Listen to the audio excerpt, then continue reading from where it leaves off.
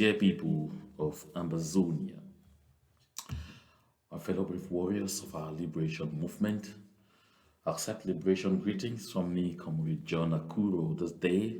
Today is the 30th day of the month of January, and the year is still 2025. We are just one day from the end of the very first month of this year. My dear people, I'd like to take this opportunity to extend hearty regards to all our brave warriors all over the southern Cameroons who continue to stand strong on the lines to defend homeland and to make sure that we will have a place we call home. Because as I've always said, there is no place like home. There is no place sweeter than home. I want also to extend hearty regards to the civilian population, the civil society on ground zero that has continued to hold very strong, to demonstrate both determination and resiliency, and showing to the entire world that when a people want freedom and they know that that freedom is their right, they are ready to go all the way. Whatever the vicissitudes, whatever the challenges, whatever the impediments. Look, folks, I must say and say it very strongly that I'm very proud of our people of the former UN Trust Territory of British Southern Cameroons, aka Amazonia. Because for 8 years and counting, we have continued to demonstrate to La République and France that we will never settle for less than we deserve. Because we are all aware that anytime you settle for less than you deserve, you will end up with less than you settled for. We know what we want. We know that freedom, the freedom we seek, is our right. We know that our right to self-determination, to outright independence, is non-negotiable.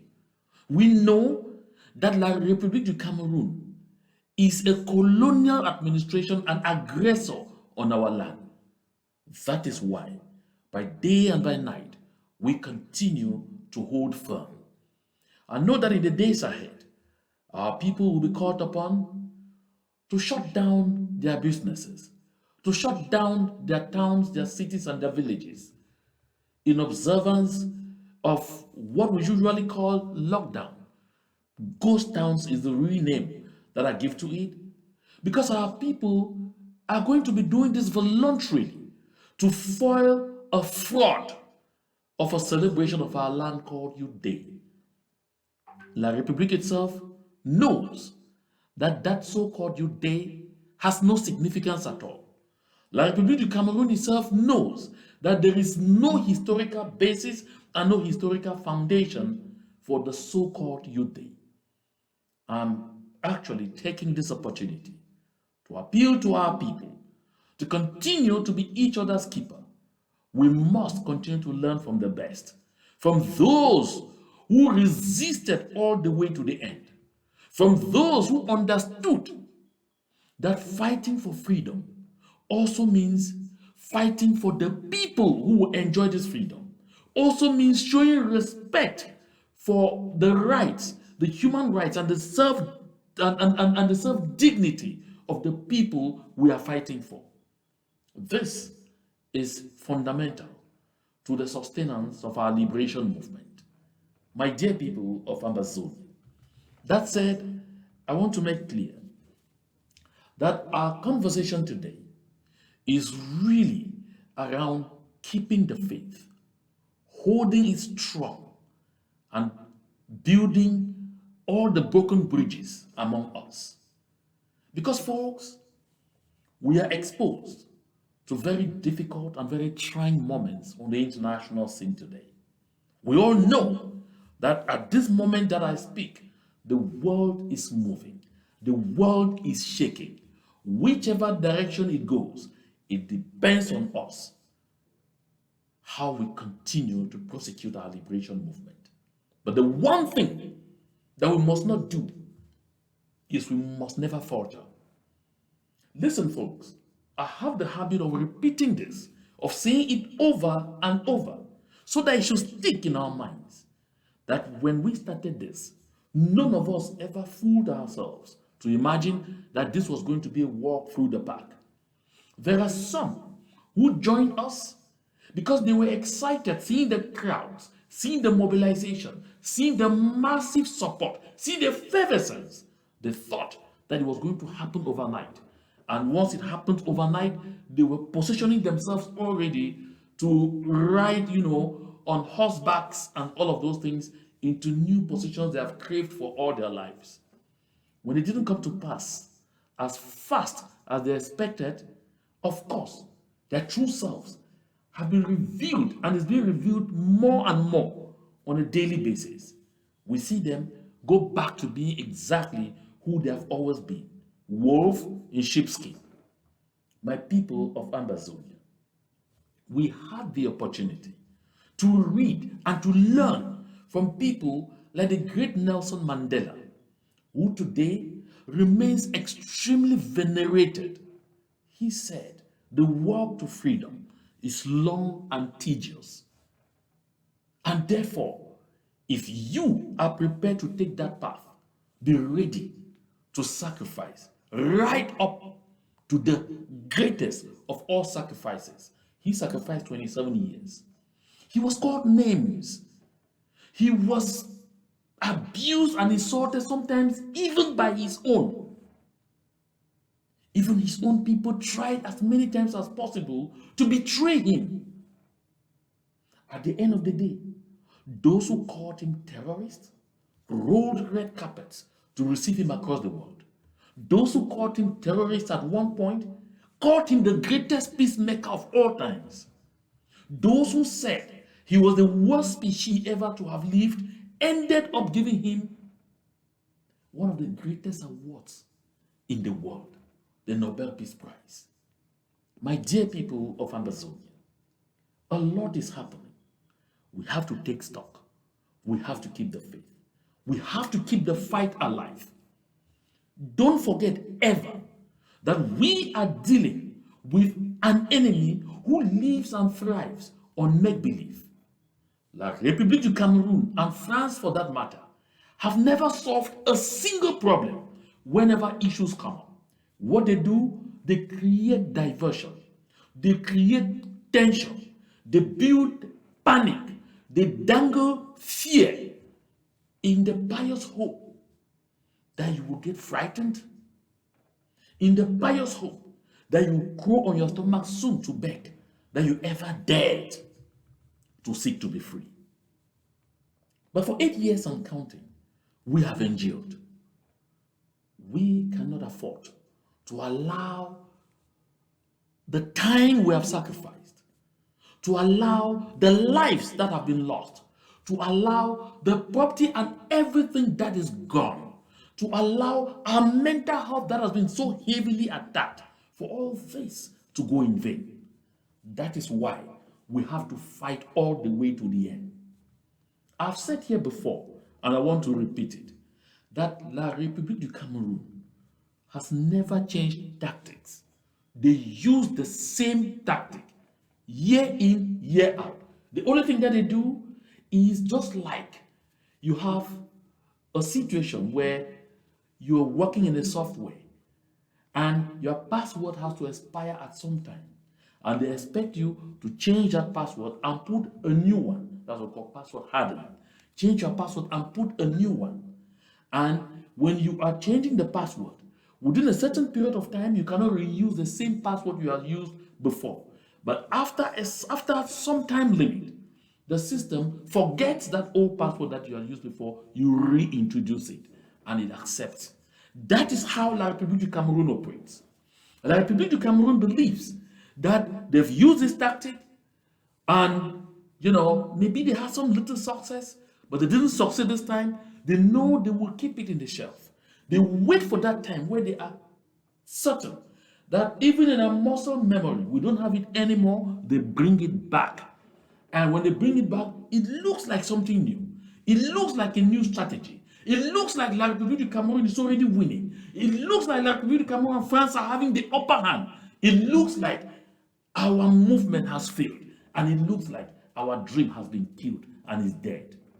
My people of Ambazonia, all what we need to do is to remain steadfast, to keep a strong memory, to keep the faith, and to tell them, recycle it over and over and over, and bring it, we will overcome. Look, folks, you see, they have done all within their power to weaken the institution of chieftaincy in our land. Yes, they have. There is not a single institution they have not touched. They have made even the old people in our midst, who are supposed to be those we turn to for their wisdom, to become the worst humans to turn to. Because all those who have great, who expected a great wisdom, but they are all running after bread and sardine. They are all only singing the youth of today are the future of tomorrow. They are 90 years and counting. Those youth that they are saying the youth of today are the future of tomorrow are getting to 60 years, which is the official retirement age. Some retiring even before their parents. I mean, retire before the one who brought you to the world. That is what is happening. We see it every day. And sometimes they want to fool us that those people speak for us. Fortunately enough, we are the never again generation and should continue to remember, never to forget, that our destiny is in our own hands. That today we are being chased away from all over the world. We are being told every here and there to go back to our countries. Why? Because those countries, these countries where we are, enjoying the freedoms, enjoying the good economies, enjoying the beautiful roads, enjoying the wonderful health infrastructure and all the social amenities, they fought, they sacrificed with their blood to make those places what they are. It is a reminder always, at any given point, to us that this is what you ought to do for your homeland. If we don't want our children and our children's children to come around and also to end up as almost the disgrace of the world, we have to fight and fight and fight with every fiber of our being to get what we believe in, to get the justice we seek, and to make sure we secure homeland, a place we will call our own. Because there, no one will tell us that we don't belong. Folks, nowadays, people don't defend what is right. They defend whom they like and benefit from. You may think this is just a fallacy. But again, I had the pleasure today of listening to a gentleman editorialize in La République du Cameroun about the recent action of some so-called members of a certain myopic National Association of Traditional Rulers. Of course, I say in La République du Cameroun because those who go from us don't represent us. And so, what interests me in this is not the nonsense motions of support that they sent or whatever. That's none of my business. But what amazed me in this is just how much they've succeeded in thingifying those we revered yesterday, those we saw as representatives of God on earth, those who, when they called our name, they said, "Do you know me?" You will say, "How can I know you? My hands are on the ground." I saw the fun of Saul, the fun of Balinyunga. I saw the one of Bangola. In short, I saw a couple of them being moved around like pupils. And someone joked on social media. In the days, a powerful, enigmatic, and respected president like El Haj Babatura Amadou Ahijo will visit the fun of Saul to to consult with him in his palace in Seoul. In his palace in Seoul. Today, you have some Minglo guy loitering all over Yaoundé, holding traditional rights behind people's yachts and proliferating traditional titles. That used to be the pride of our land. But today, no. People don't defend what is right anymore. They defend who they like and benefit from.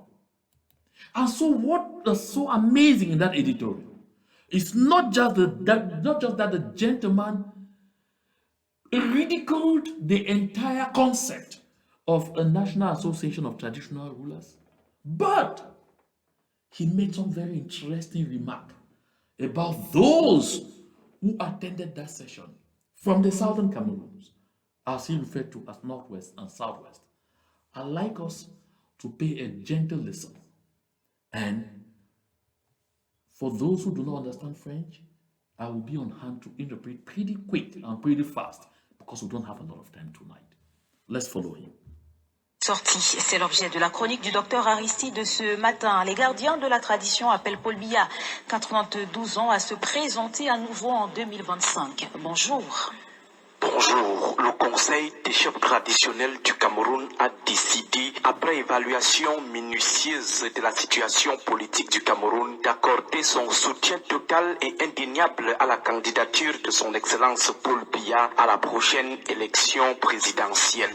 Voilà la grande annonce, seul objet de la réunion dite nationale des chefs traditionnels. Une pure nébuleuse politique qui est une invention du renouveau et qui a pour seul objectif l'infantilisation de la chefferie traditionnelle au Cameroun à des fins de soutien politique irraisonnable, irrationnel et ridicule. Le Conseil des chefs... Did you hear that? What he is saying?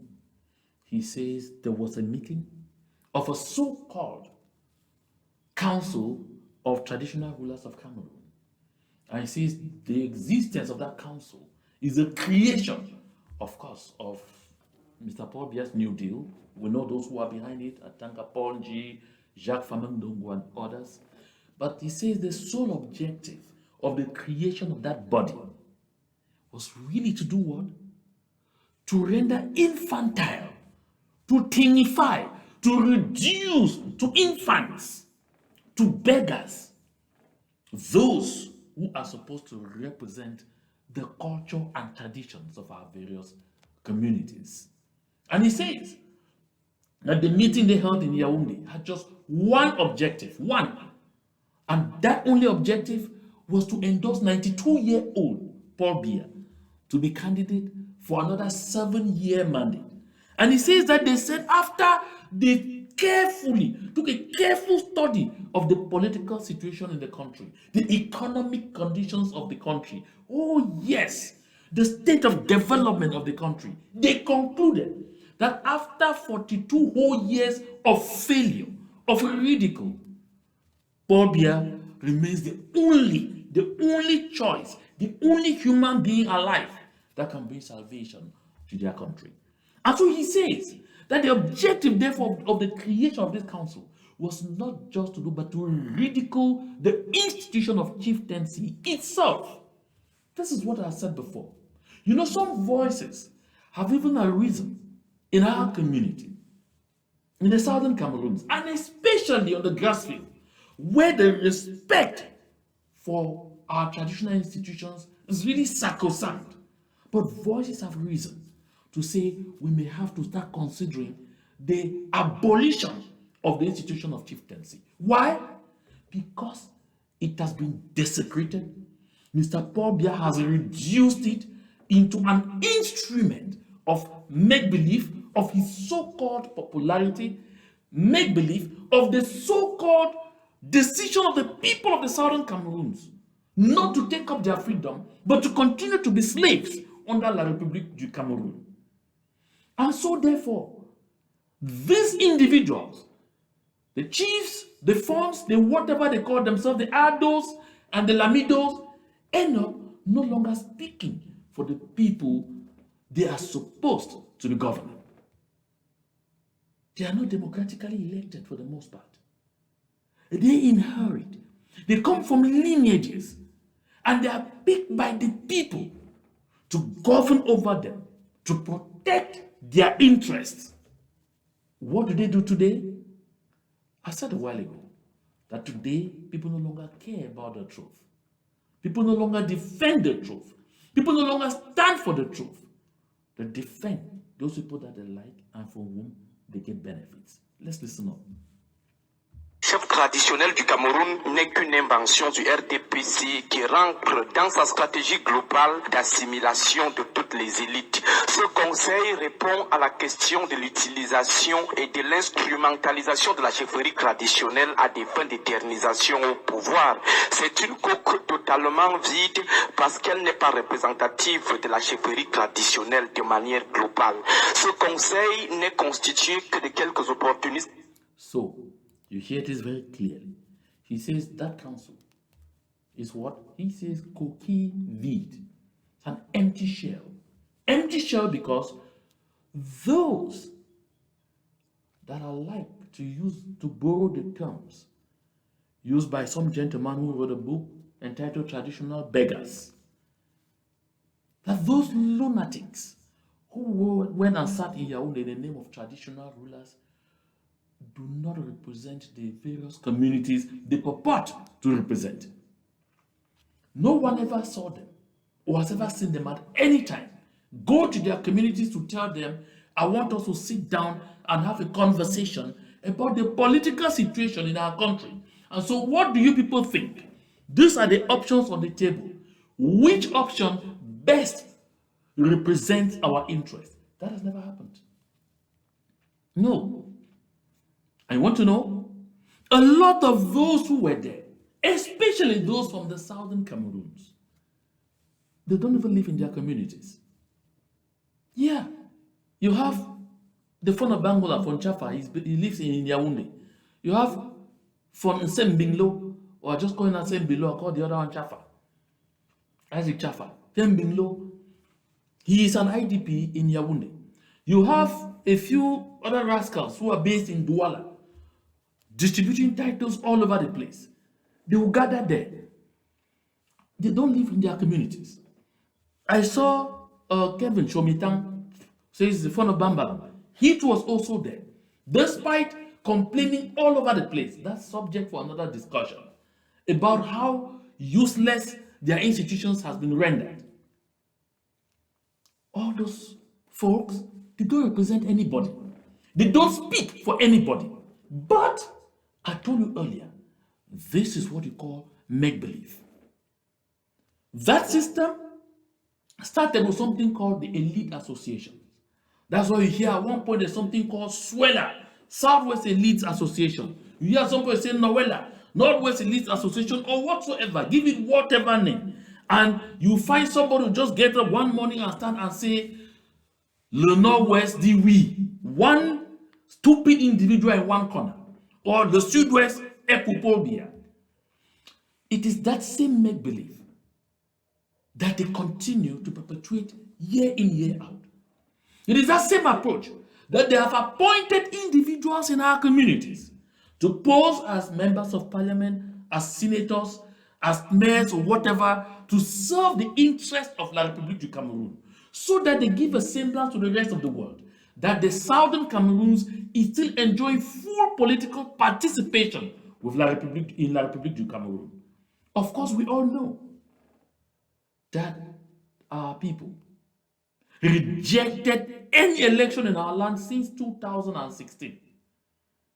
And that any election that has been held in La République du Cameroun, even Elekam, that churns out trash, never had the courage to say they had up to 5% participation of election in our land. And of course, they know in some cases there was not up to 3%. And that the so-called 2 or 3% that participated were La République du Cameroun soldiers on deployment, members of the CPDM crime syndicates, and civil servants of La République du Cameroun on colonial mission in our land. That our people, like one man, have constantly, determinedly, and permanently rejected La République du Cameroun from 2016 to this day, there is not a single instant that our people have said, yes, we want to have anything to do with La République du Cameroon. But they must create this bunch of nincompoops so they can use them and claim that these are people who are representing us, that these are people from the southern Cameroons, and these people say they don't even know anything. And so they turn around and address us who are standing for our people, with our people, fighting on behalf of our people, fighting with our people. They turn around and call us the names and want to present us as the bad boys. My people of Ambazonia, I'm aware that none of us ever expected that it was not going to be exactly what it is today. Let's follow again. Ministre politique dirigé uniquement par la sauvegarde de ceux qui rentrent dans leur propre ventre. La preuve, les motivations qu'ils énoncent dans leur déclaration, les raisons sont des raisons purement personnelles.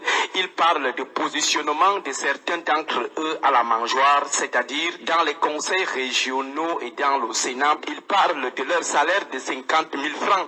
Pour si peu, ils sont complètement à genoux devant le RDPC. Dans les raisons évoquées, ces chefs auteurs de cet appel ridicule ne parlent pas de leur communauté, seulement de ce qui va dans leur propre ventre. Voilà pourquoi nous estimons que ce conseil n'est qu'un conglomérat de petits opportunistes et d'orpailleurs de la mangeoire préoccupés par leur seul ventre. Did you hear that? I'm not the one saying it. This is a citizen of La République du Cameroon. He says the reasons advanced by these so-called traditional rulers in the so-called National Council of Traditional Rulers of Cameroon, that the reasons they advanced that motivated them to come out to say they want Mr. Paul Biya to be candidate again turn only around self-interest. Not one of those reasons advanced. It's official. It's in their communique. Demonstrates that they care about the well-being of the people they purport to represent. What were the reasons they advanced? One, excited that some of them have been reclassified or will soon be reclassified. Dancing that some of them can now go to the bank or to the treasury every month and collect a pay of 50,000 CFA francs.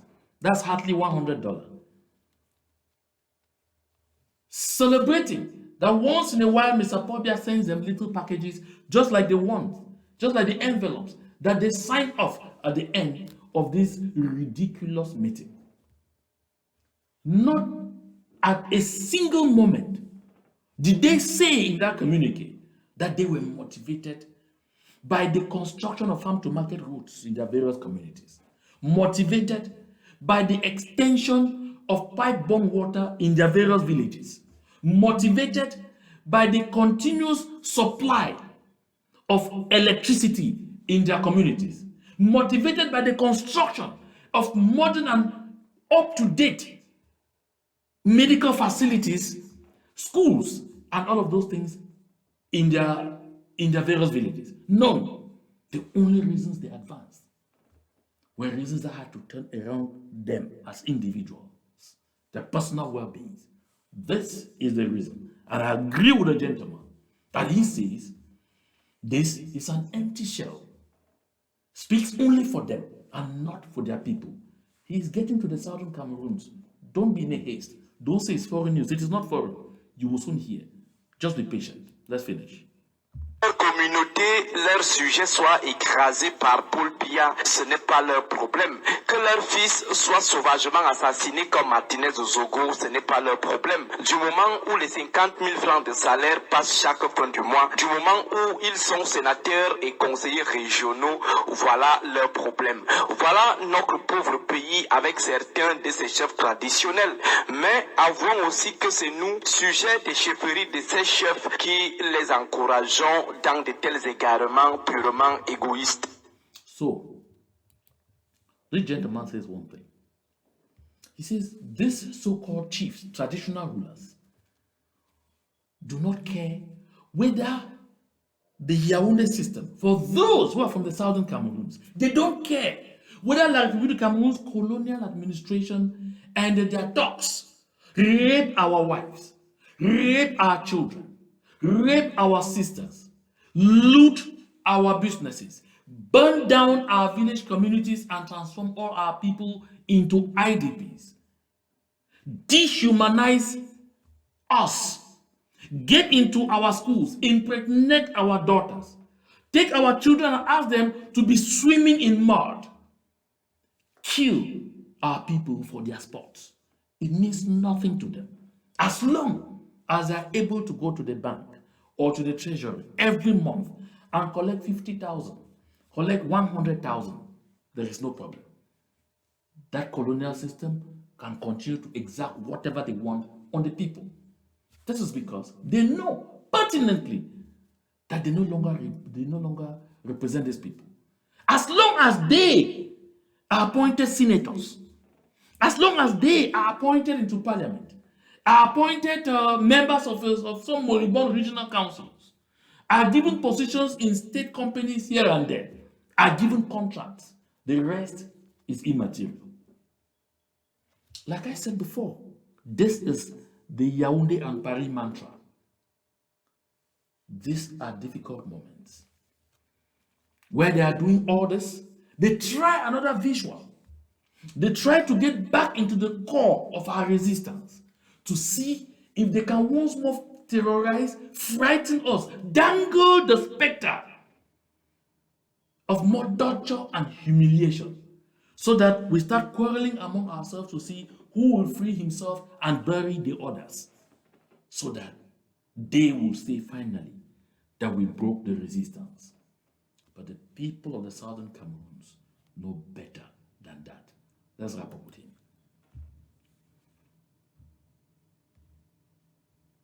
Depuis 42 ans, à la veille de chaque élection, pendant chaque élection, les mêmes chefs de la mangeoire se tiennent du côté de l'oppresseur, mais après, au lieu de leur dire que finalement, ce sont vos 50 000 francs qui vous feront tout, nous sommes les premiers à les inviter aux États-Unis, au Canada, en France, en Allemagne, en Angleterre, venir profiter des bienfaits de la bonne gouvernance des autres pays aux présidences travailleurs. Nous sommes les premiers à inviter ces chefs de la mangeoire en diaspora venir vivre la belle vie construite par les pays aux présidents travailleurs. C'est nous qui encourageons ces chefs de la mangeoire en leur offrant des voitures, des mallettes d'argent et d'autres cadeaux. Les gens, chaque fois, vous disent qu'ils accordent un soutien total et irréversible à celui que vous combattez ou qui vous a crampé dans la misère, mais vous prenez encore vos miettes pour entretenir ces mêmes chefs pour des fallacieux prétextes de respect de la tradition. Continuez de mettre les traditions au-dessus de la vie humaine. Heureusement que, comme noté tout à l'heure, ce conseil des chefs n'est pas représentatif de la plupart de nos chefs traditionnels, sauf à dire que la plupart des chefs traditionnels du Nord-Ouest. Now, you look at this. He says something there that is so interesting. He says that these royal beggars, these royal lunatics, for the most part, trust me, there are still traditional rulers in our land who are honorable, who are standing tall, who are standing with their people, and who are ready to die with and for their people. There are. And there are many of them. Those crooks who go around carrying the name CPDM and have become part of the CPDM crime syndicate don't speak for us. But again, this is what he says, and which is very amazing. He says, while these so-called traditional rulers go out there year in, year out, and swear total allegiance to a system that is killing us, to a system that is oppressing us, always standing with the oppressor, we the people, especially those of us in the diaspora, encourage them in that life. By doing how? By constantly, in the name of selling our tradition, selling our culture, in the name of protecting our cultural heritage, we still invite them over to the diaspora to come and enjoy the good life, ride on the beautiful roads constructed by presidents, by governments that work for their people, to come and get treatment in hospitals constructed by people who care for their people, to come and sleep in beautiful hotels, enjoy champagne parties, whereas at the same time, they don't care about our people who are being destroyed on a daily basis. And then at the end, we dip our hands in our pockets in the name of protecting our culture and tradition and give them huge envelopes to add on and go and live a good life, while at the same time doing everything to ensure that the people they are supposed to represent are being dehumanized on a daily basis. This is true. Doesn't it sound familiar? Don't we have all these parties at the airport? Oh, our phone is coming.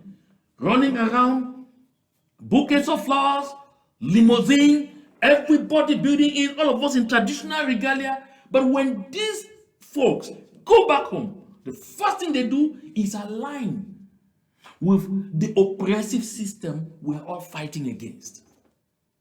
They take sides with that oppressive system, and we gratify them for doing that. Painful, but it's the truth. Very, very painful, but it is the truth. This is what I say. Never worry about who will be offended if you speak the truth. Worry about who will be misled, deceived, and destroyed if you don't. I say again, never worry about who will be offended if you speak the truth. Worry about who will be misled, deceived, and destroyed if you don't. They are multiplying efforts, effort upon effort, to shut some of us down, to make us to stop talking. I will not stop talking. I will never stop talking. I know who I am. I am a fighter for the just cause. I am a freedom fighter. I am operating from the viewpoint of the civil society. I'm standing for the oppressed people of the Southern Cameroons, and nobody will terrorize me to stop talking, to stop speaking this truth, because this is the truth. It is no fabrication. These are facts that are verifiable. Never worry about who will be offended if you speak the truth. Worry about who will be misled, deceived, and destroyed if you don't. The people of the Southern Cameroons are not fighting a war of blame. We are simply fighting for the survival of our people. We are fighting for our very existence. For our very existence. We are only fighting to have the opportunity to live on the land we call ours, freely, decide our own development priority, and work to develop our land and make our people live a dignified life. That is what we are fighting for. This is the truth, which is self-evident, that no one can deny and nobody can take away from us. Let's finish with this gentleman. Et du Sud-Ouest ont aussi conclu que la situation du Nozo mérite un soutien total et sans faille à la candidature de Paul Biya, sauf à considérer que ces chefs humaine. Heureusement que, comme noté tout à l'heure, ce conseil des chefs n'est pas représentatif de la plupart de nos chefs traditionnels, sauf à dire que la plupart des chefs traditionnels du nord-ouest et du sud-ouest ont aussi conclu que la situation du Nozo mérite un soutien total et sans faille à la candidature de Paul Biya, sauf à considérer que ces chefs se moquent éperdument de la crise anglophone. Qui sont à la tête de ce conseil? Les chefs à la base, militants convaincus, parfois fondamentalistes du RDPC. On a eu par exemple Ali Mayatou, ensuite l'ancien vice-recteur proche du ministre de la Léquier, monsieur les appels de la Léquier. Ce conseil n'est qu'une portion très Okay, the truth finally, what I wanted to hear finally came out. So he says, for those, that this is also a demonstration that those traditional rulers who were part, that the Fonchafas, the Sembinglos, and the others, who were part, Kevin Shomitang and others who were part of this meeting in Yaoundé, of this call, consider that Mr. Paul Biya's colonial administration is doing a wonderful job in the southern Cameroons. That the blood they are spilling, the youth they are decimating, the villages they have reduced to rubble, and that the people, the women they are raping on a daily basis, the people they are looting, and that all what they are doing in our land is the best thing that we as a people deserve. Reason? They are supporting Paul Biya. If I said it, you will say it's Mbakuru. This is a citizen of La République du Cameroon, disgusted to find that anyone who claims to be representing anything real in the southern Cameroons can come out there and say they are presenting unalloyed and unflinching support for a genocidal system that is carrying out ethnic cleansing in their land. Painful, very painful, but that is what it is.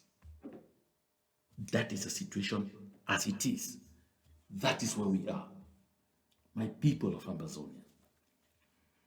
I said earlier, these are trying moments. How we manage these trying moments and overcome them and continue to steady our liberation movement will depend on our desire and our understanding of the meaning of the word selflessness. That we give up thinking only about me, what I represent, my chapel, and coming to that understanding that we are condemned to work together. That we must do all we can in 2025 to keep aside all our differences, all our egos, and everything. We have hurt each other so bad. But we must build bridges. We must build bridges back and make sure collectively as a people we stand for that which we believe in. Casting aspersions against each other, throwing tantrums at one another, thinking that this is the best moment to offer one another to the dogs is not going to give us the freedom we seek. This is why I align with Martin Luther King Jr. when he says we must learn to live together as brothers or perish together as fools. We must learn to live together as brothers or perish together as fools.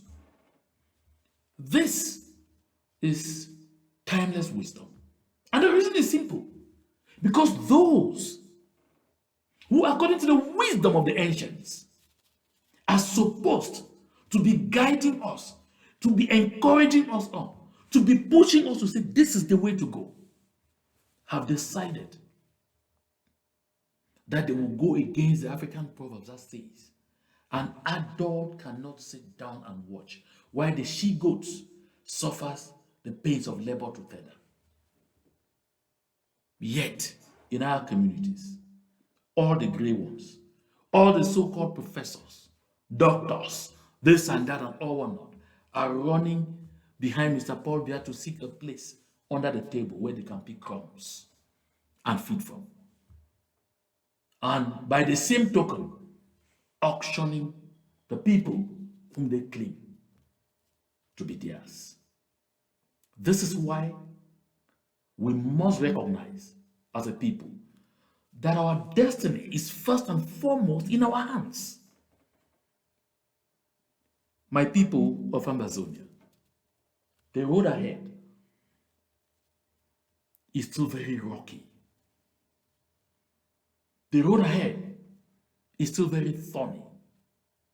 The challenges before us are still very daunting. We have not yet seen trials. We will witness even more. But in every circumstance, we must continue to stand tall. You recall how the Indians made it in the hands of the British colonial administration, when they imposed the salt tax, the people lined up and refused to pay taxes on something they harvested from their seeds. And to test their resolve, to set panic, confusion, so that they would scatter, the British lined them up and opened fire on the people on the first row and said, who else wants to resist? Step forward. The people on the second line unanimously stepped forward. By the time they got to the third round, they realized that the resolve of the people was unshakable. There is nothing that can surpass people power. When the people rise up in unison for what they believe in and watch each other's back, trust me, the result will amaze you, it will amaze me. They always end up disarming even the most heartless and unbridled genocidaire. This is my message to the people of the Southern Cameroons today. If you're a part of this live broadcast, and I know it's quite really late into the night in the Southern Cameroons, please do well to share the link as much as you can. Let our people be aware of the fact that we have real challenges ahead. This was not going to be a holiday trip. No. It was not a fun trip in the park. It's a fight for our very existence. Therefore, we have to resist all the way to the end. Thank you very much for your kind attention, and to God be all the glory. Thank you again.